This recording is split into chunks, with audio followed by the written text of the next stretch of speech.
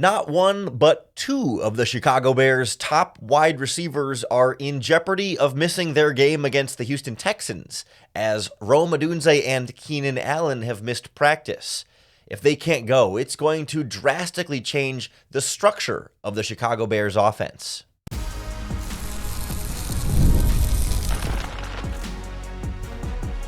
You are Locked On Bears, your daily Chicago Bears podcast.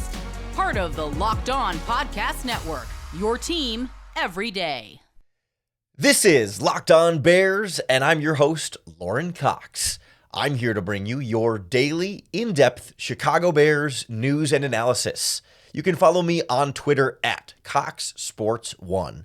You can follow the podcast at Locked On Bears on TikTok, Instagram, Facebook, Twitter, and the Locked On Bears YouTube channel, where you can keep up with all of our video podcasts as well.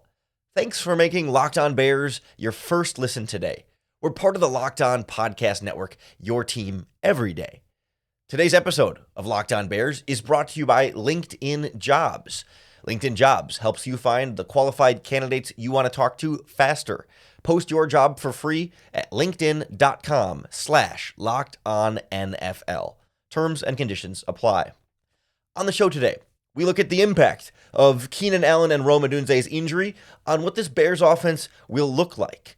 Obviously, missing two of your top pass catchers is a big impact, but I think it'll change how Shane Waldron structures this offense and calls the plays compared to what we saw in week one. The personnel usage is going to be a lot different, and we'll look at some of the ways we expect this to look differently. Then we'll also take a look at what we expect from this Bears defense, how they should take on C.J. Stroud and a strong Houston Texans offense that I do think matches up better for the Bears in the running game, particularly, despite Houston Texans running back Joe Mixon leading the NFL in rushing yards. I think this is a better matchup for the Bears on the ground than what they faced in Tennessee last weekend. And speaking of matchups, we'll look through some of the biggest one-on-ones in this game that the Bears need to win in order to come out victorious at the end and pull off a really big upset here in week two. But the big news we've been keeping tabs on all week long is the health and status of Rome Odunze and Keenan Allen.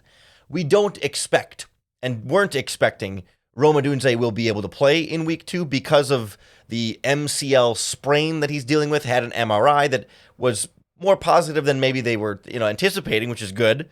But for him to be able to play this quickly on Sunday was not something we were really expecting. I think we kind of went into this week after we knew about the injury to say, yeah, probably not going to have Rome this weekend. No big deal. You've got DJ Moore and Keenan Allen. Except on Wednesday, Keenan Allen pops up on the injury report with a heel injury, misses practice. Okay, one missed practice, no big deal. But then Thursday, misses practice again. And all of a sudden, it's like, wait a minute.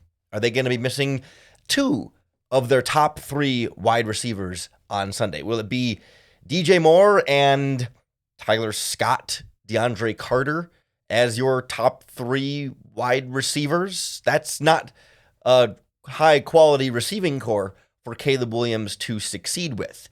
And I think, especially if both Rome Odunze and Keenan Allen miss this game, it's going to sort of naturally solve the Cole Kmet problem that many pointed out in week one when Kmet played fewer than 50% of the snaps for this Bears offense. And Gerald Everett played a lot more. I think we are going to see a lot more Gerald Everett, but I think we're also going to see a lot more Cole Kmet in this game as well. To compensate for the lack of wide receiver depth, they're going to utilize the tight ends a bit more. When you look at how the Bears use their offensive personnel in week one, you've got the vast majority of their snaps coming with what they call 11 personnel. One running back, one tight end, three wide receivers. The Bears called 38 plays out of 11 personnel. The next closest package was 9 plays. So the vast majority of their plays were three wide receivers, one tight end, one running back.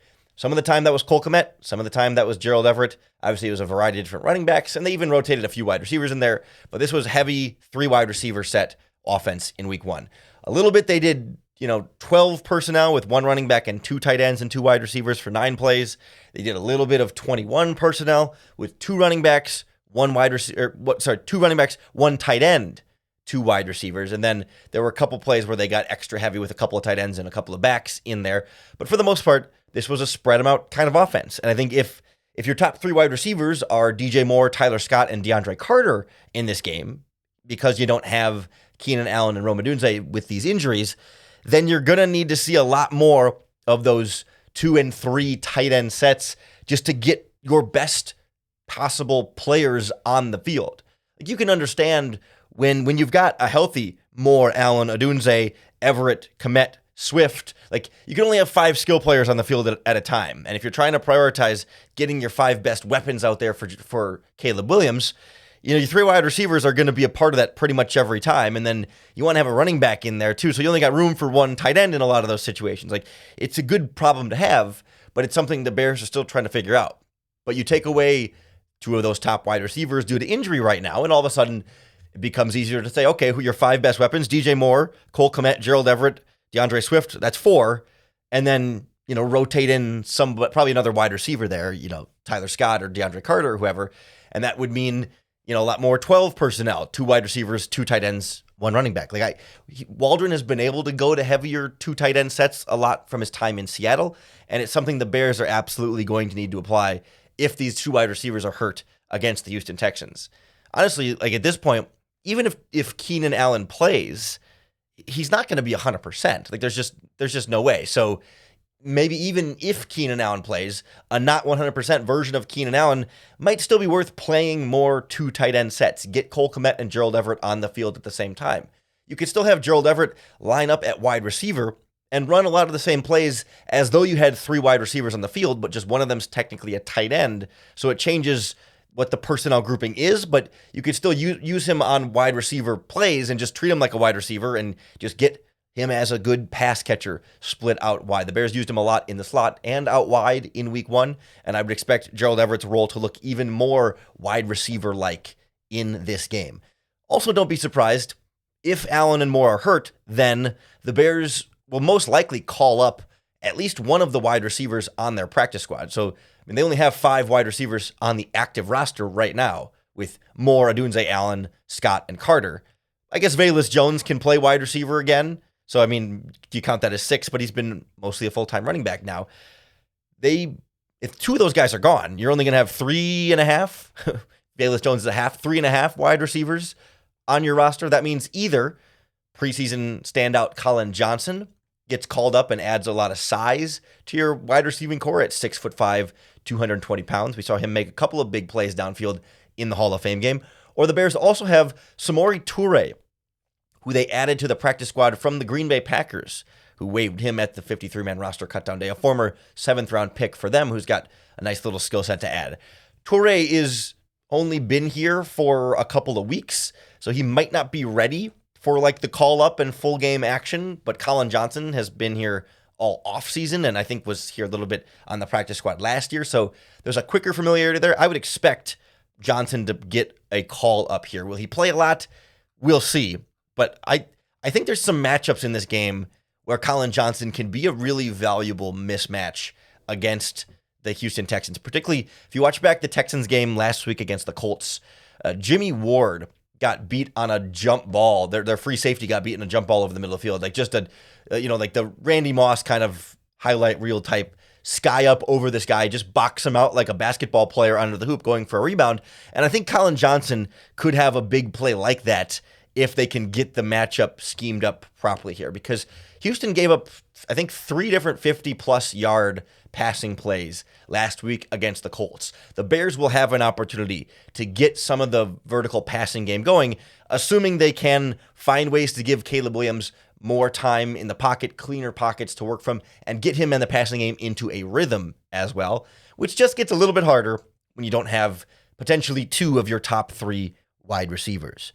It also requires the defense to keep the Bears right in the game the way they did so well in week 1, but it's a much bigger test going from Will Levis to CJ Stroud in week 2. So we'll look at some of the different things the Bears can do defensively to try and slow down this Houston Texans offense next on Locked On Bears. This episode of Locked On Bears is brought to you by LinkedIn Jobs. When you're hiring for your small business, you want to find quality candidates that are right for the role. And that's why you have to check out LinkedIn Jobs, because LinkedIn Jobs has the tools to help find the right professionals for your team faster and for free. I'm on LinkedIn. I bet you're on LinkedIn too. And if you're not, that's okay. But a lot of your friends, family members, and coworkers are all part of the LinkedIn community. And that's why LinkedIn isn't just a job board. It helps you hire professionals that you can't find anywhere else, even those who aren't actively searching for a new job, but might be open to the perfect role. In any given month, over 70% of LinkedIn users don't visit other leading job sites. So if you're not looking on LinkedIn, you're looking in the wrong place.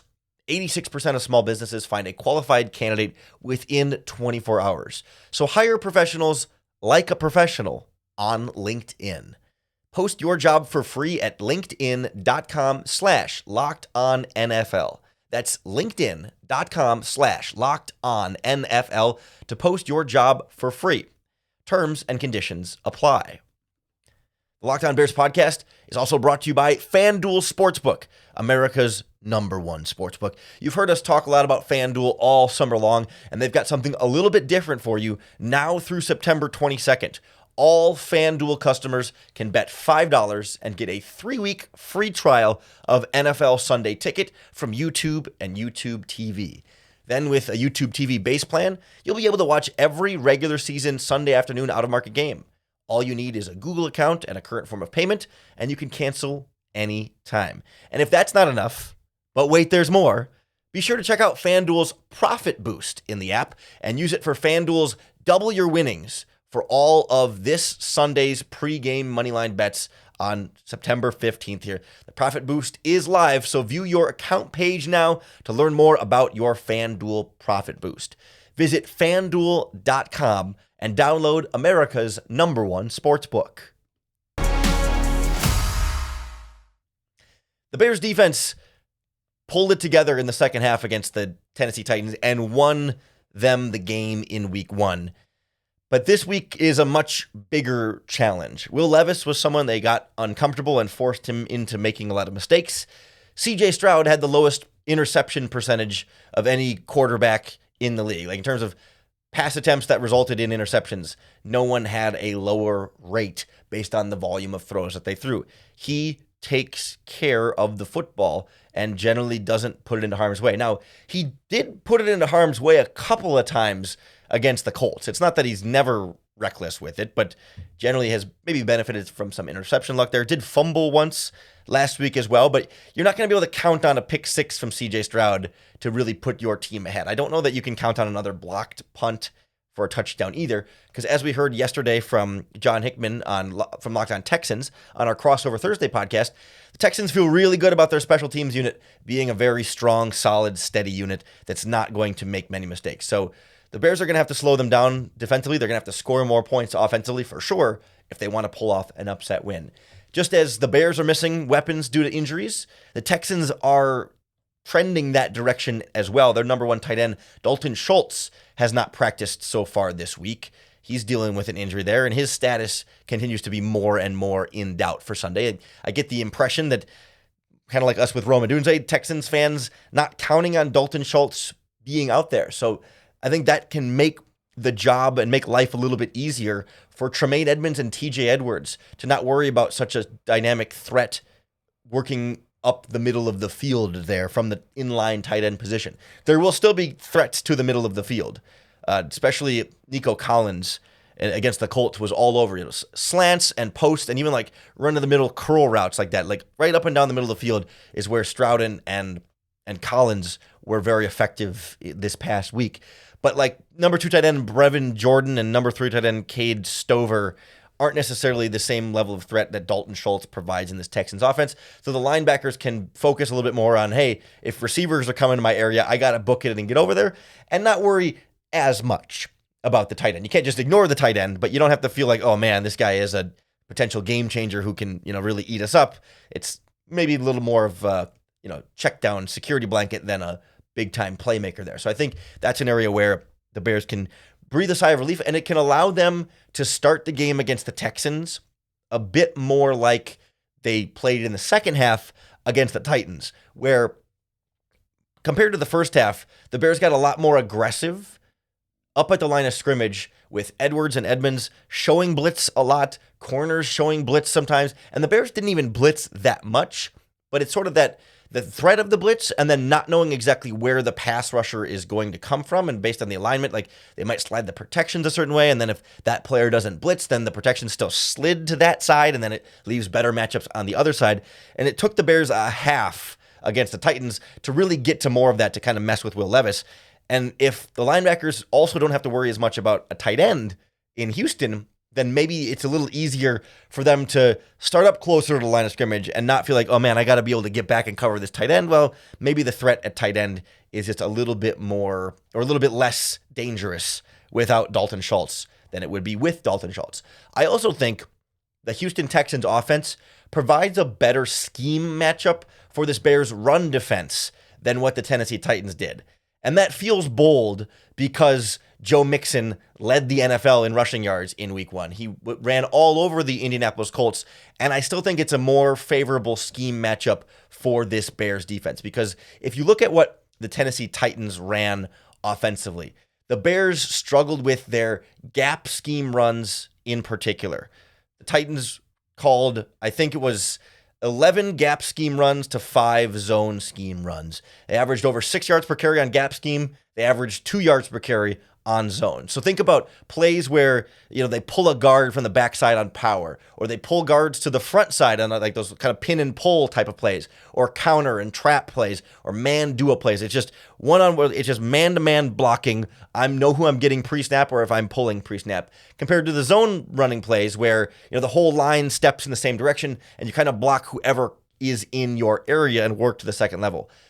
Because the Bears have so much speed at linebacker with Tremaine Edmonds, and you have such an instinctual player in TJ Edwards, they are more suited to stop the zone runs of opposing offenses. That's why they were so effective against Tennessee, but they struggled more when they would pull a guard. That guard would instantly get free to the second level, meet the linebacker in the hole, and displace him out of the way so that Tony Pollard could break free for a bunch of big runs in week 1. The Texans now in week 2 are a extremely zone-heavy rushing attack.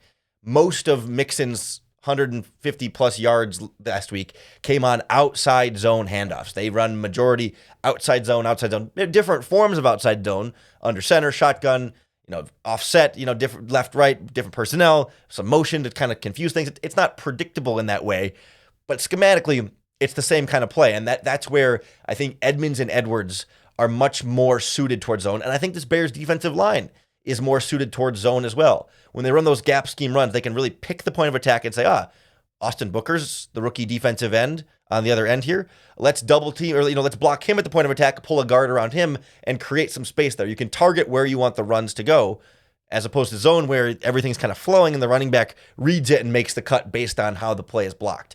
I also think the Bears' defensive tackles, Gervon Dexter, Andrew Billings, it's their combination of size, strength, and speed that makes them so good. They're quick and they're hard to stay in front of on zone plays. Whereas in gap scheme runs, you're double teaming, you're down blocking, you have a leverage advantage built in. Their speed doesn't help them that much, because if they get by you too far upfield, you just let them go upfield and you push them around past where the running back wanted to go anyway. So this schematically, the Texans are going to run the types of runs that the Bears are better at defending.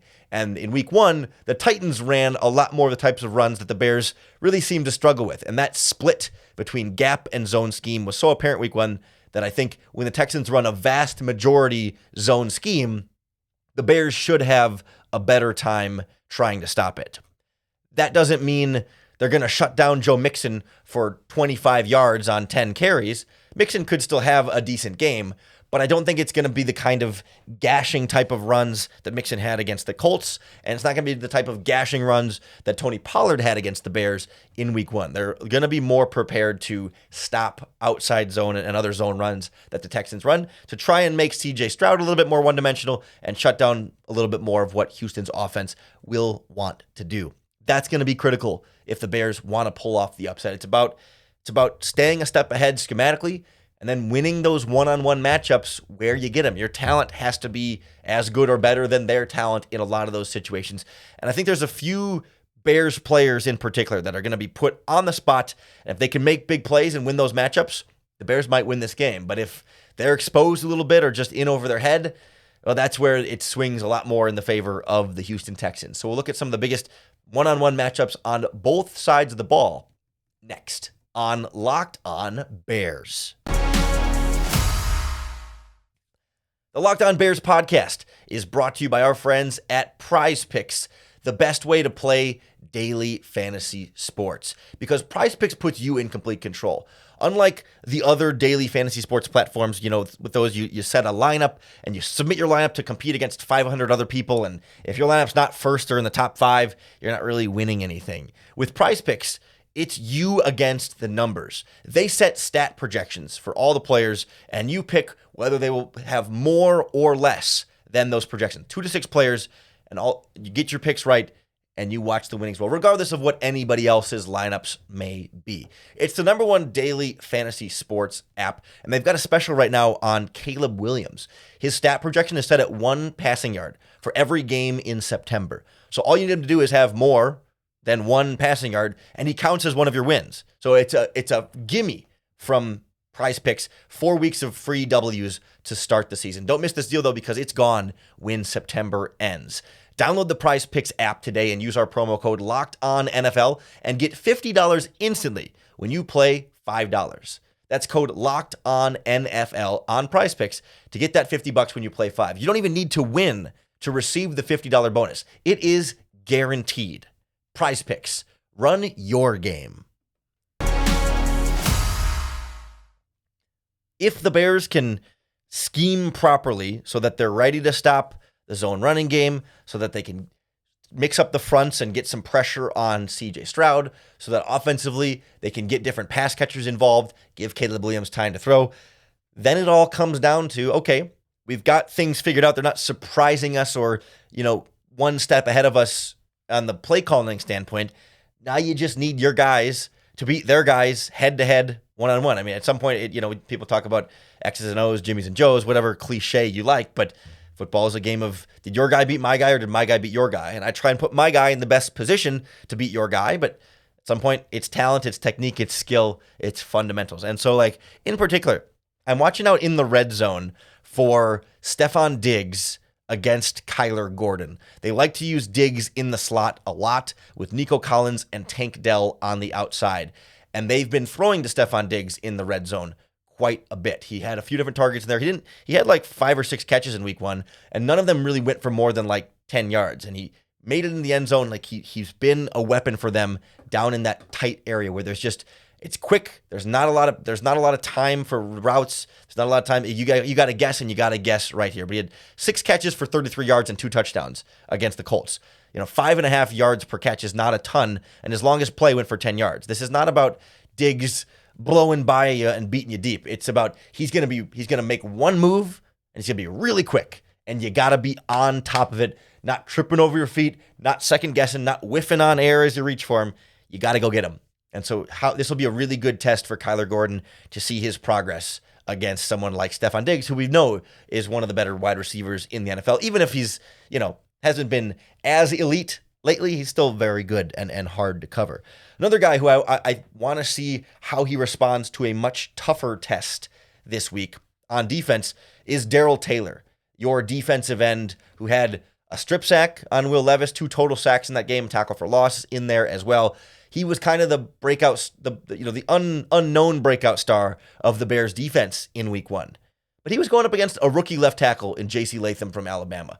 Latham was a highly touted draft prospect. He's a first-round pick for a reason. He was not a bad tackle, but he struggled a lot in his first game, and you might expect rookies to struggle early on.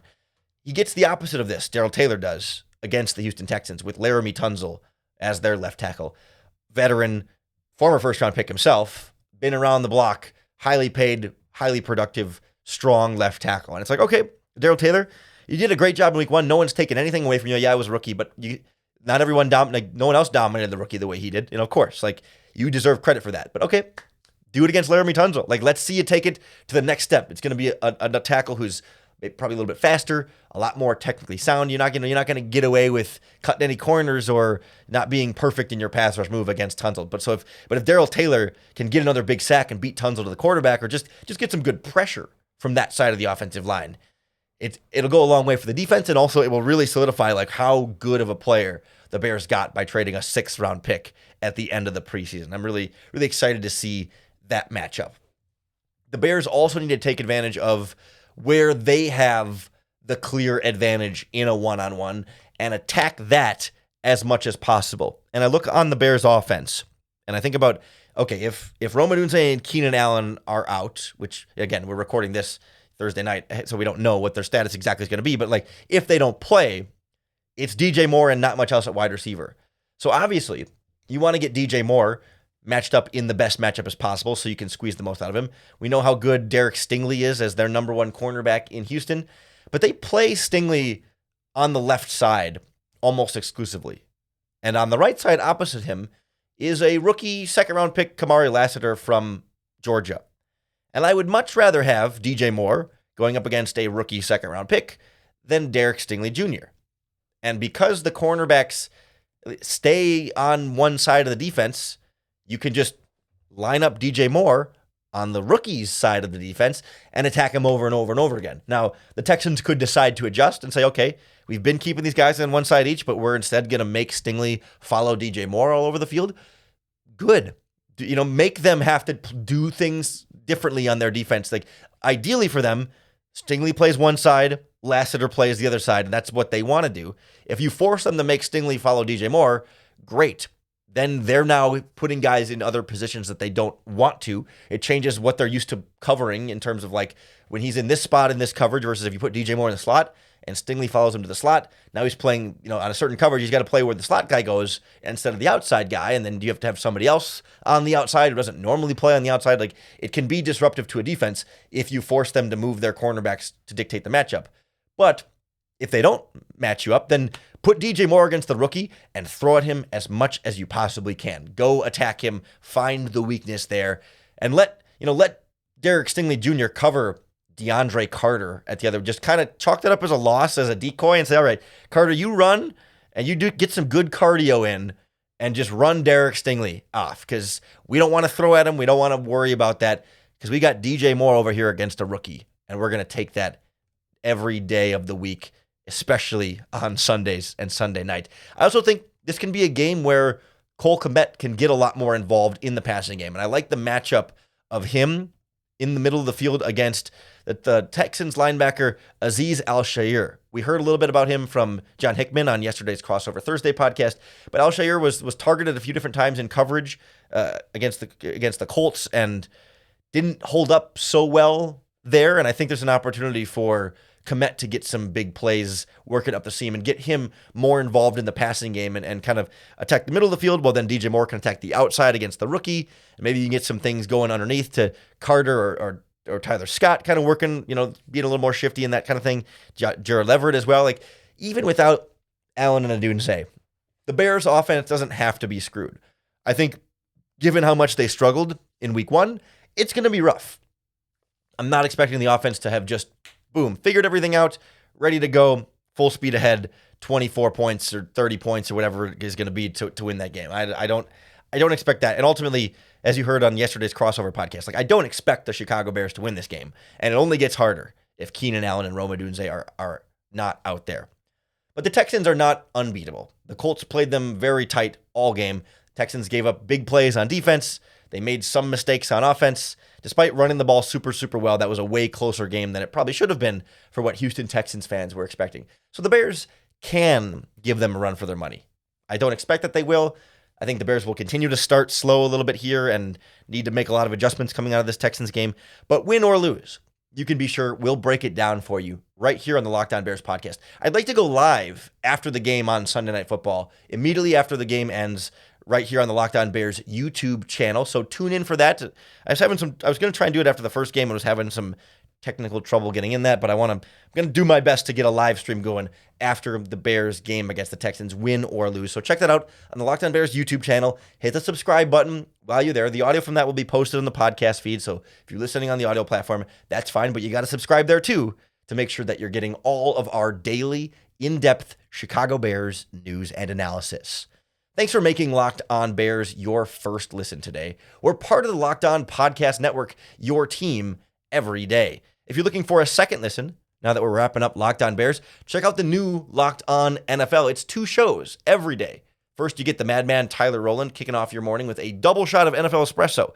And then you can stop by the barber shop with Tony Wiggins for some real NFL talk. We add in the Locked On local experts, and you get unprecedented NFL insights. I host it with Tyler Rowland Tuesday mornings on Locked On NFL. So if you want some more of me across the Locked On Podcast Network, go check out Locked On NFL. Then come back for another episode of Locked On Bears and another opportunity to bear down.